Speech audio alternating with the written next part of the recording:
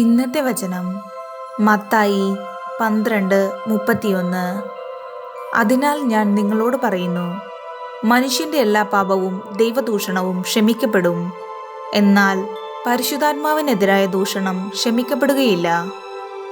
മനുഷ്യപുത്രനെതിരായി ആരെങ്കിലും ഒരു വാക്ക് പറഞ്ഞാൽ അത് ക്ഷമിക്കപ്പെടും, എന്നാൽ പരിശുദ്ധാത്മാവിനെതിരായി ആരെങ്കിലും സംസാരിച്ചാൽ ഈ യുഗത്തിലോ വരാനിരിക്കുന്ന യുഗത്തിലോ ക്ഷമിക്കപ്പെടുകയില്ല.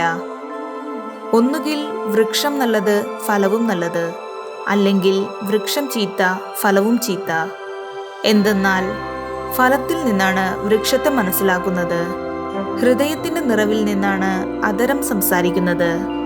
അതിനാൽ ഞാൻ നിങ്ങളോട് പറയുന്നു, മനുഷ്യർ പറയുന്ന ഓരോ വ്യർത്ഥ വാക്കിനും വിധി ദിവസത്തിൽ കണക്ക് കൊടുക്കേണ്ടി വരും. നിന്റെ വാക്കുകളാൽ നീ നീതീകരിക്കപ്പെടും, നിന്റെ വാക്കുകളാൽ നീ കുറ്റം വിധിക്കപ്പെടുകയും ചെയ്യും.